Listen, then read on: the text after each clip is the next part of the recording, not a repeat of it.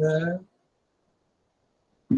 A gente fica aí entre 9 até 10h20, 10h30, por aí, que ninguém aguenta também, né? Então, a gente vai, na medida do possível, a gente trabalha a revisão, terminar a revisão. Boa noite, bom descanso e fim de conversa. Tá? Meus queridos, eu gostaria de solicitar a autorização de vocês para a nossa gravação. Ó, o Renan está chegando aí.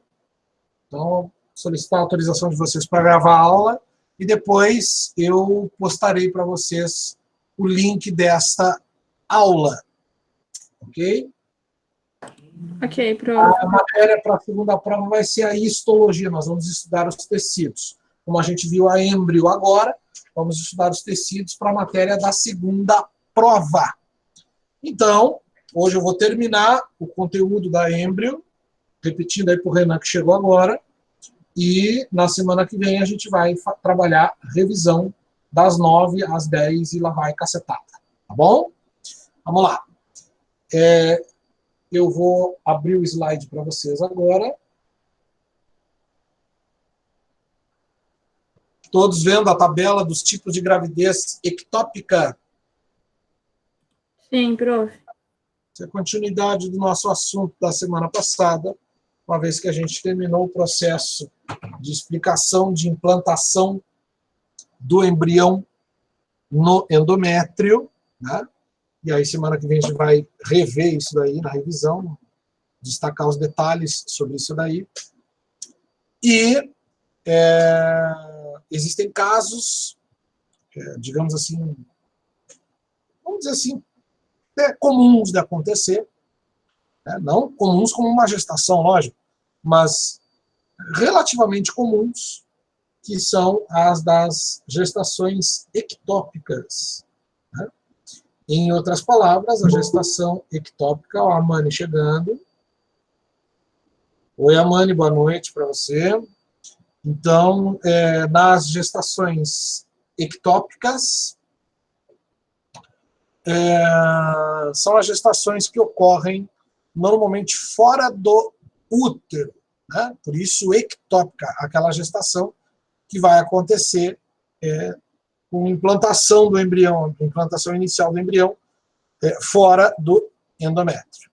95% dos casos, como vocês estão vendo aqui na nossa planilha, 95% dos casos de gestação ectópica são a chamada gravidez ou gestação tubária, onde o bebê se implanta na parede da tuba uterina. Tá?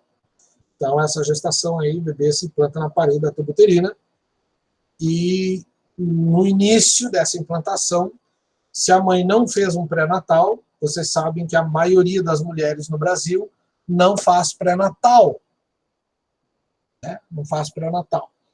Principal motivo das mulheres, maioria das mulheres não fazerem pré-natal no Brasil. O primeiro fator, principal fator, baixo índice de desenvolvimento humano.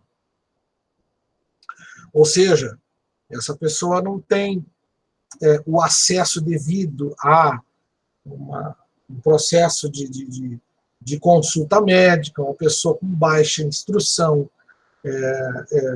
educacional, uma pessoa normalmente de baixa renda, e lamentavelmente a maior parte dos brasileiros são pessoas que não têm aquele grau de instrução que mereciam ter.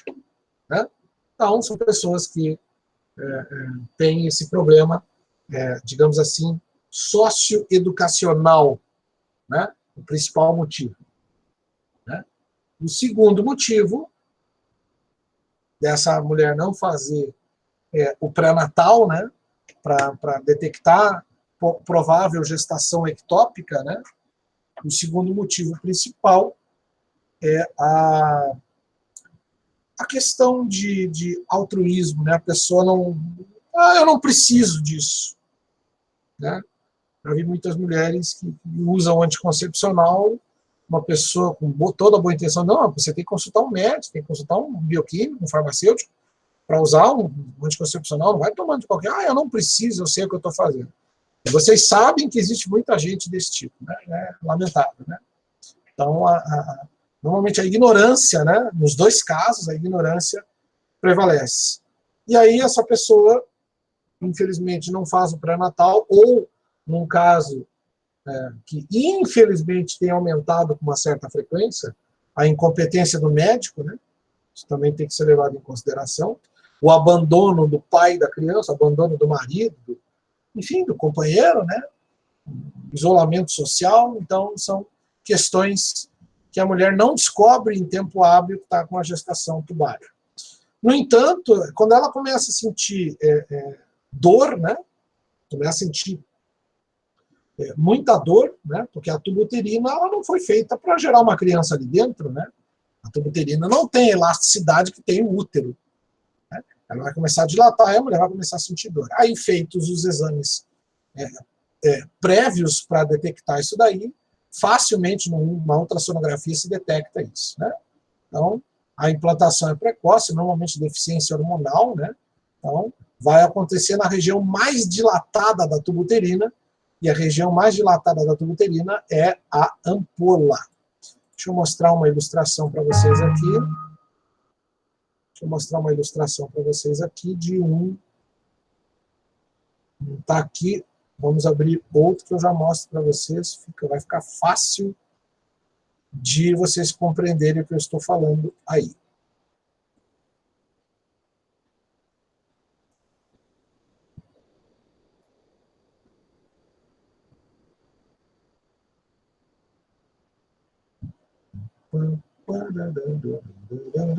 Aqui uma fotografia, aproveitar e mostrar as fotos para vocês, anatomicamente. Aqui fotografia do útero, né? O ovário, assim, parece dois chumacinhos de algodão, e a tubuterina, você pode ver que é bem fininha quando comparada com o útero, né? Vamos para frente. Vou mostrar. Essa aula aqui é do tempo que eu tinha tempo de ficar gravando somzinho para aula. Aqui nós temos o ovário, a tubuterina e a parede do útero como exemplos aí. Né? Aqui. Reparem aqui que isso é uma microfotografia, ela foi colorizada por Photoshop, onde, com o auxílio do programa Photoshop, as células filiformes ou células semelhantes a pelos estão pintadas de amarelo, e as células mucosas ou glândulas mucosas ou células produtoras de muco estão em roxinho, né? Aqui. Esta é a superfície da parede interna da tubuterina. Essas células filiformes aqui, essas amarelinhas, elas se mexem como dedos em vai e vem. Vou abrir a minha câmera aqui para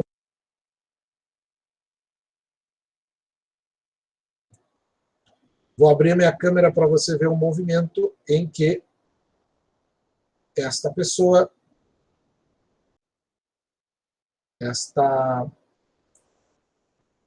aí, o retardado conseguiu abrir a câmera. Legal. Muito bem. Deixa eu direcionar o movimento aqui para vocês, para cá. Estas células vão fazer este movimento aqui. Ó. Aquelas células que vocês estão vendo na fotografia fazem esse movimento de vai e vem. E com esse movimento vai gerar um atrito, né? Acaba gerando um atrito. E por essa razão, por causa desse atrito, perdão, é necessária a produção de muco na parede da tubuterina para que o embriãozinho que está se desenvolvendo deslize por essa parede, né? Então, por isso, a presença dessas células na parede interna da tubuterina. Muitas vezes, no caso da gestação ectópica tubária, o bebê começa a gerar os pinópodes para cá, conforme a gente viu, né? As moléculas sinalizadoras, as moléculas de adesão, vão grudar aqui nessas células filiformes ou células semelhantes a pelos. Né? Então, a partir daí, é possível que ele tente se implantar aí, mas não vai ter muito sucesso. E quando tem, é necessário fazer a reimplantação dele na ilustre estrutura do endométrio no interior do útero. Nessa ilustração bem bacana, vocês estão vendo aqui a região da tubuterina, que eu vou circular aqui para vocês agora. Vou pegar um marca-texto. e a cor da tinta. Vou usar aqui um roxo. Esta região aqui é a região da ampola da tubo-uterina. A tubo-uterina é dividida em 4 partes. Esta primeira parte é chamada de parte uterina. Esta parte estreita, mais estreita, que eu estou marcando aqui, chama-se istmo.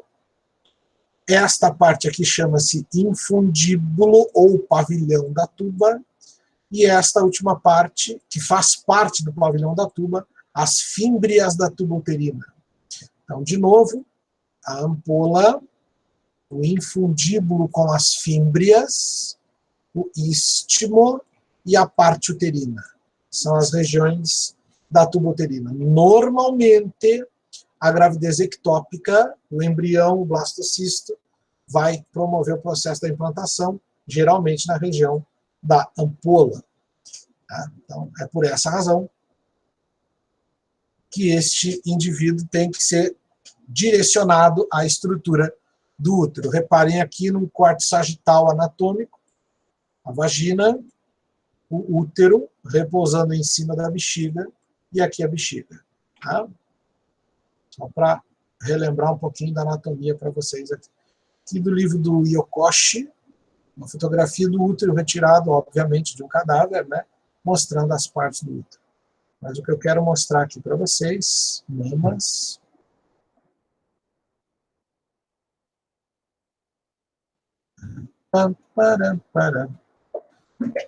Não está aqui, deixa para lá. Não está aqui essa estrutura, não me lembro onde é que está. Vamos voltar lá na embrião. Então, essa, como eu falei para vocês, então a gestação ectópica tubária, o médico normalmente vai fazer a implantação manual do embriãozinho, né? Lógico que ele vai precisar do microscópio, mas quando está bem desenvolvido ali já pode se tornar visível ao olho nu. Muito bem. Segundo tipo, gravidez tubária intersticial, né? Essa gravidez normalmente ali na região do istmo, né?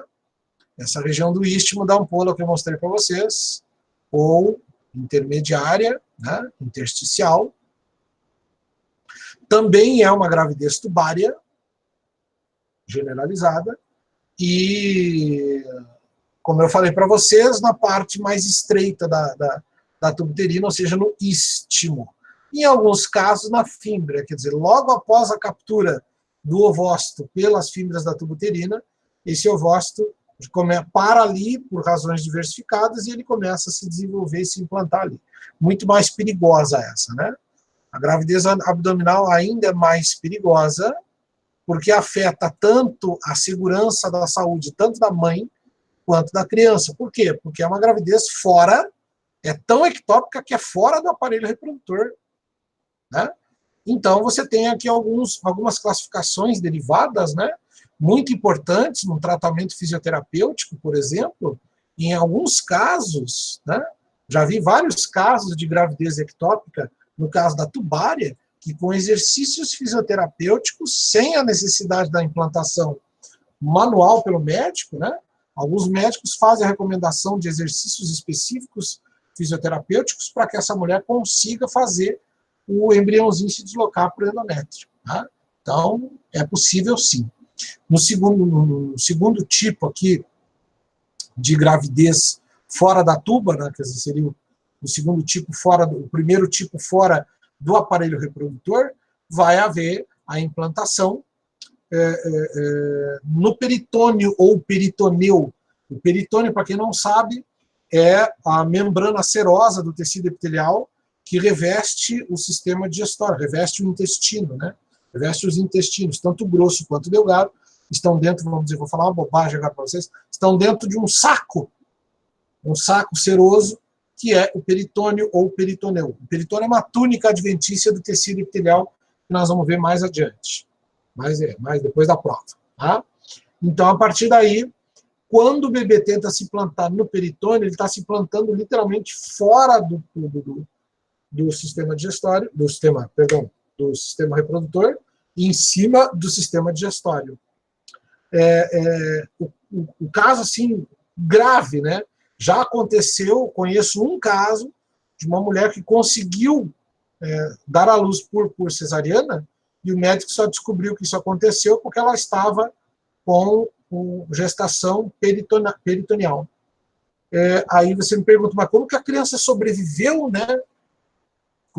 Como? Até hoje eu não sei como é que isso pode ser possível, porque a placenta e o cordão umbilical, eles vão ser implantados no endométrio para ver a comunicação de substâncias, né?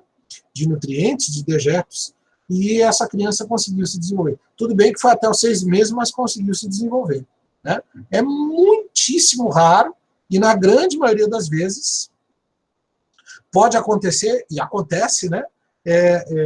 A expulsão do feto, a mãe morre por hemorragia, uma coisa assim, muito, muito, muito, muito, muito difícil de sobreviver a criança, e em grande parte, 3 em cada 4 casos, a mãe acaba morrendo se não for tomada uma providência séria, né? Na gravidez abdominal secundária, é um dos casos graves, né? Porque o bebê ainda consegue se desenvolver um pouco na tuba uterina, né? Aqui a tabela aqui está com a linguagem um pouco mais antiga, está escrevendo trompa, né? Mas na realidade é tuba uterina hoje em dia. E essa tuba uterina, ela simplesmente expulsa, porque a tuba uterina é constituída de músculos lisos, né? Então ela vai se contrair, vai expulsar o embriãozinho, ele cai literalmente no abdômen, na parte interna do abdômen, em torno do intestino, que é no peritônio, né? Muito sério, muito sério. Uma gestação muito séria, mas, digamos assim, dá para consertar mais fácil do que as anteriores que eu citei, a gravidez cervical, ou cervix, né? Que é a implantação do bebê no canal cervical, para quem não sabe, o colo do útero, né? Então, no colo do útero é um pouquinho mais fácil de você fazer a reimplantação no endométrio, né? Mas é uma gestação de risco também, né? Veja o que acontece aqui no próximo tipo, a chamada gravidez ligamentar. Tá? Eu vou mostrar para vocês, agora eu tenho que mostrar a fotografia, da estrutura do útero, de novo, ou burro. Onde é que está? Aqui. Fotografia que eu mostrei agora há pouco para vocês. Vejo na ilustração de apoio o posicionamento da estrutura em relação ao quadril em si, né, a pelve. O bebê, o embriãozinho, ele pode cair. Deixa eu colocar uma caneta de cor branquinha. Muito bem. Então, o bebê ele pode cair da tuba uterina, tá? Ele não vai se grudar nem no intestino, que estaria representado por esse fundo preto, e ele vem e cai aqui nessa estrutura dos ligamentos do útero. Tá? Então, esses ligamentos, principalmente o ligamento onde eu marquei aqui para você, que é o ligamento largo, tá? Ele está, ou mesosalpinge, como você queira, gosto mais de citar ligamento largo, que é mais fácil. Então, esse ligamento largo aqui, o bebê pode se implantar aqui. Muito sério, porque ele estaria literalmente nesta região aqui. Então, numa implantação desse ligamento aqui, a chance do bebê morrer é muito grande, justamente porque, praticamente 100%, justamente por quê? Porque esse bebê, ele não vai conseguir a comunicação fisiológica que a placenta teria se ele tivesse implantação na estrutura do endométrio, né? Então, é uma situação bastante complicada. Vamos voltar para a próxima.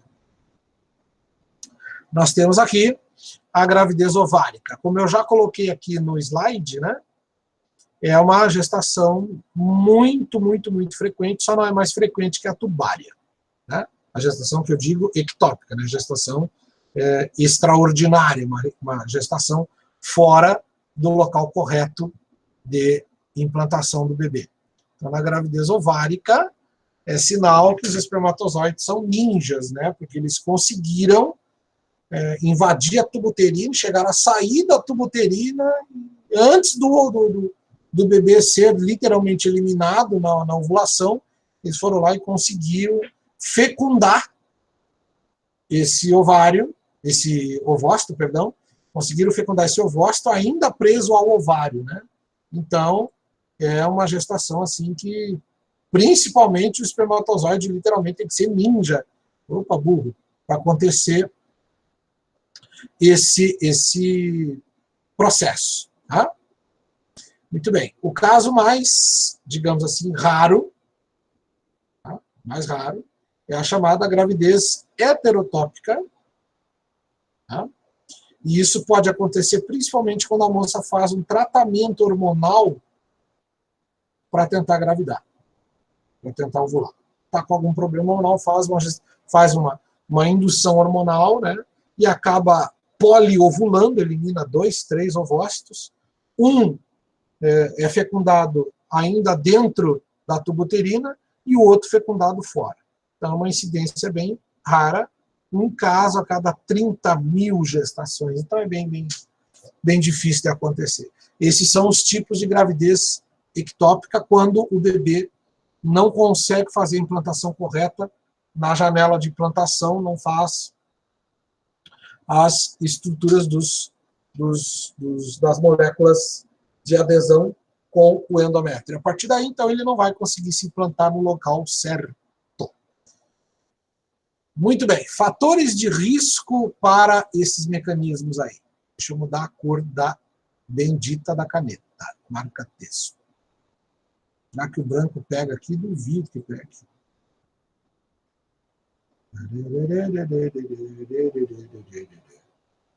Duvido que vai pegar. Não pegou nada. Então vai, não está assim mesmo. Então, doença inflamatória pélvica. Para quem não sabe o que é uma clamídia, clamídia é uma bactéria, e essa bactéria, desgraça, essa bactéria, ela normalmente é adquirida por relação sexual. Tá? Então, isso pode gerar uma inflamação na região pélvica, né? Então, são fatores que pode ocorrer esse mecanismo. Se a mulher já teve gravidez tubária antes dessa outra gestação, se já foi feita uma cirurgia na tuba uterina, se já foi feito algum tipo de cirurgia que envolva o abdômen,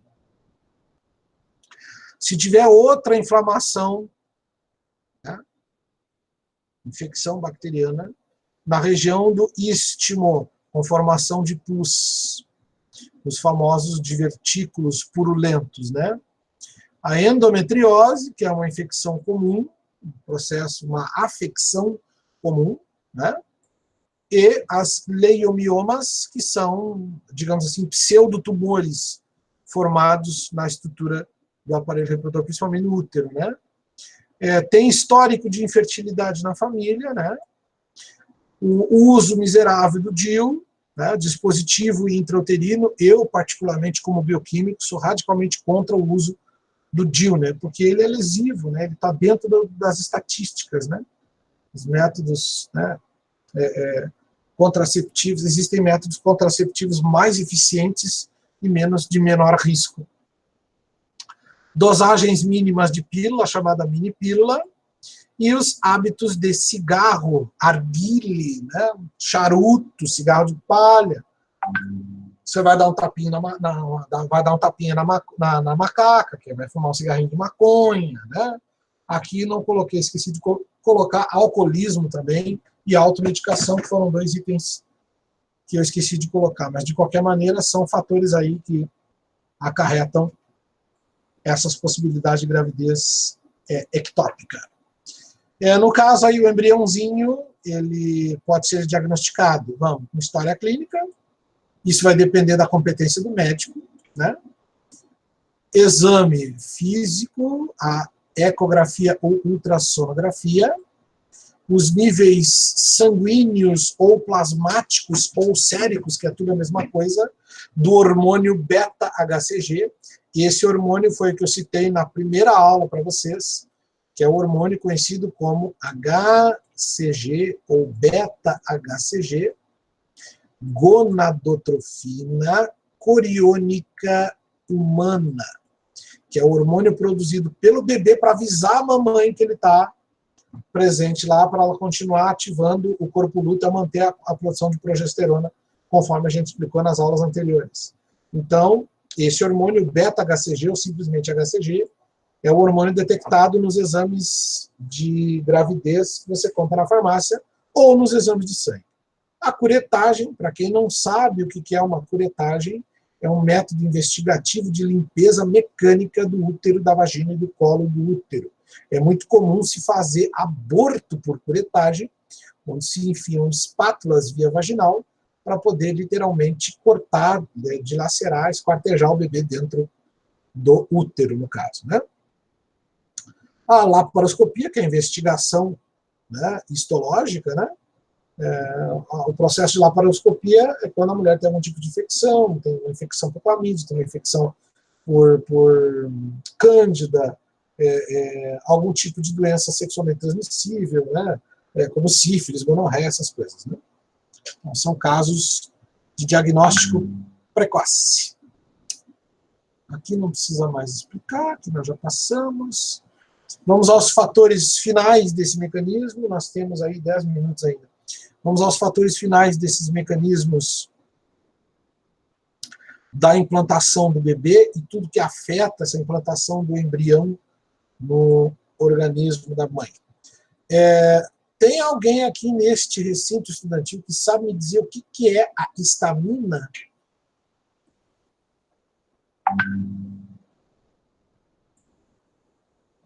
Estou aguardando. Bom, pelo jeito ninguém sabe o que é histamina. Meus bebês, histamina... Ok, vamos lá, Tainá. Obrigado pela resposta. Jéssica, vamos lá.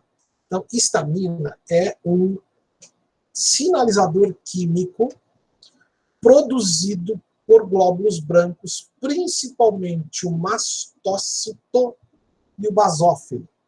A histamina, ela é um sinalizador químico, principalmente, o principal sinalizador químico responsável pelas reações alérgicas. Né? Então, a histamina, quando é liberada em grande quantidade, dependendo da quantidade, dependendo do alérgeno, né, ela pode até matar a pessoa. Justamente por quê? Vou dar um exemplo. Meu cunhado é irmão mais velho da minha esposa, ele é alérgico à picada de abelha. Como que ele descobriu isso? Porque ele quase morreu na minha mão uma vez que foi abrir o portão da casa dele. Estávamos chegando na casa dele, tínhamos ido jogar bola, estávamos chegando na casa dele, ele foi abrir o portão e não viu que tinha uma abelha. A abelha picou ele na mão esquerda. Quando ela picou, ele sentiu, fez assim dor, né? Quando ele tirou o ferrão, todo o veneno já foi injetado, não adianta fazer, né? Só tirar o ferrão, mas o veneno não foi injetado. Ele começou a torcer os olhos, ficou pálido, né? Caiu e desmaiou. E eu, como eu sou profissional da área da saúde, eu falei, ele está tendo um choque. E aí, como estávamos aí, 4, 5 amigos ali, colocamos ele rapidamente do carro e fomos ao hospital. E, por sorte, era perto da casa dele. E aí, lá no hospital, ele tomou uma injeção anti-histamínica. Então, a histamina, dependendo do grau de alergia, isso varia de acordo com a pessoa, é o principal sinalizador químico de reação alérgica, de incompatibilidade química de uma substância ou de um corpo estranho que entra no teu corpo e te provoca essa reação. Né? Então, todos os mecanismos de reação alérgica têm a histamina envolvida. Reparem aqui, a histamina, ela provoca o aumento da circulação do sangue num determinado local. Quando você fala de aumento da circulação do sangue em determinado local, você chama isso tecnicamente, vocês serão fisioterapeutas, né? Você vai dizer, olha, a pessoa tem uma hiperemia no ocopoplíteo. Você fica pensando, o que você está xingando nós aí, professor? O ocopoplíteo é a região posterior do joelho. Então, se a região estiver avermelhada, você vai tratar um paciente lá, ela está avermelhada, você vai escrever no teu laudo, lá nas suas anotações, o indivíduo apresenta hiperemia no oco poplíteo. Ou, por exemplo, está com hiperemia na bochecha, você está com a bochecha avermelhada. Né? Está com grande acúmulo de circulação de sangue no local. Tá? Então, hiperemia, muito sangue num determinado local. E, logicamente, vai acontecer o edema, que é o inchaço. Com histamina, a histamina é uma substância vasoativa, porque ela aumenta o fluxo de sangue num determinado local, aumentando a frequência cardíaca e a pressão arterial. Por isso que quando ela é liberada de forma muito consistente, muito grande, ela gera as reações alérgicas. Vou dar um outro exemplo que fora aí da questão embriológica. Quando, por exemplo, um pernilongo pica você, esse pernilongo ele injeta saliva dentro dele para evitar dentro de você, porque ele lubrifica com essa saliva a tromba que ele usa para poder sugar o teu sangue. Justamente porque nessa saliva tem toxina anticoagulante. E quando essa saliva, microgotículas dessa saliva do pernilongo, ou de qualquer inseto que se alimente do teu sangue, pica você, quando essa saliva cai na tua pele, imediatamente o organismo, os glóbulos brancos ali, macrófagos, mastócitos, basófilos, etc., eles vão detectar essa substância, essa saliva, como um corpo estranho. E como a saliva do pernilongo não tem compatibilidade química com a gente, há uma liberação excessiva de histamina no local. E, portanto, o volume de sangue no local começa a ser frenético, o que causa a reação da coceira. Por isso que você coça na hora. Tá? Deu aquela coceira lá. Reações alérgicas, né, urticárias, né, geradas por intoxicação alimentar. Esses dias tratei um paciente que comeu acho que lagosta, camarão, não sei o que ele comeu lá, camarão, pediu lá camarão em comida em delivery e passou mal, começou a ter edema, tem inchaço de glote, né? A epiglote inchando por excesso de histamina, o cara pode morrer por asfixia.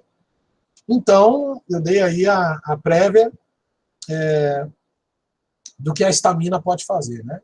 Importante vocês fazerem essa pesquisinha aí, não me devem nada, vocês devem para vocês, aprender a função da histamina. Então, o processo de liberação de histamina, como o processo de implantação do embrião, como depende de liberação de histamina, justamente por quê? Porque ele vai aumentar o fluxo de sangue e, com isso, a mobilidade das moléculas no local, as moléculas de implantação, né, serão bem intensas. E, para facilitar isso, a mulher começa a liberar histamina no local. Como eu citei para vocês anteriormente, está aqui, está escrito aqui. Os mastócitos são glóbulos brancos, são as principais, não são as únicas, mas são as principais células produtoras de histamina. Esse processo de implantação, se um médico ginecologista disser para a mulher que está esperando o bebê, e esse bebê, o médico diz, olha, o bebê está com dificuldade de implantação, nós precisamos regular a tua dosagem hormonal. Por quê? Porque para você regular o aumento do fluxo de sangue no útero, você precisa do aumento da produção de histamina. E a partir daí, essa produção regulada nos mastócitos uterinos, ela depende da boa produtividade estrogênica, inicialmente do ovário e depois da placenta. Só que no caso aqui, como se trata de implantação, a placenta ainda não foi formada, então é única e exclusivamente relacionada à produção ovariana. Então, vocês agora começam a entender por que algumas mulheres, de vez em quando, têm dificuldade de engravidar. Porque elas são férteis, o marido é fértil, ela engravida e acaba tendo a eliminação do bebê. Por quê? Porque ela pode ter alguma deficiência de liberação de estrógeno, 17-beta-estradiol. E tendo essa deficiência e não corrigindo, ela pode diminuir a produção de histamina a nível de mucosa uterina. E o que dificulta, então, a movimentação, o deslocamento das moléculas de adesão celular, as MACs, né? As integrinas, por exemplo. E a partir daí, o bebê não consegue se agarrar à sua mãe no quesito relação blastocisto com endométrio. É assim que a coisa funciona de um modo geral, né? E aí você vai aprendendo e se apaixonando cada vez mais pela tua profissão e pela ciência do corpo humano. Tá? Meus queridos e minhas queridas, aqui eu encerro o assunto relacionado à primeira prova. Tá? E aí, semana que vem, a gente vai trabalhar a revisão de tudo que a gente discutiu. Vou criar um questionário para vocês estudarem. A prova vai ser de múltipla escolha, A, B, C, D, E. Eu não vou fazer questão descritiva, por questões de bom senso, eu acho, lógica, né? Não é o momento para cobrar aquela questão descritiva, no meu ponto de vista. Pode algum colega querer, mas, enfim, vai variar de acordo com os meus colegas. E eu vou fazer a prova toda objetiva, toda de marcar X, um gabaritaço. Beleza, queridos? Falem comigo. Sim, prof, obrigada. Beleza, professor, obrigada. Então, o trabalhinho, então, não esqueçam, mandem para o dia da prova. Tá? Prof, você quer que eu envie de novo? Eu já enviei. Ah, você já enviou? Então, Já, faz umas 2 semanas. nossa senhora. Professor, também já enviei. Muito bom, quem já enviou, fica tranquilo. Quem Mas já eu enviou, mandei no teu e-mail. não tem problema. Quem mandou no e-mail, vou dar 0 mesmo, então não tem problema. Nossa! Professor, não dê 0 para nós. Fique tranquilo. Se mandou o e-mail, fica tranquilo. Mandou o trabalho, fica tranquilo. Não tem problema. Ok, obrigada. Quem ainda não mandou, daí manda pelo sistema, pelo portal. Tá bom? Ok. Então, bom descanso, beijo no coração, fiquem com Deus. Beijo, até mais. Falou. Beijo, até. Beijo. Vai. Nossa.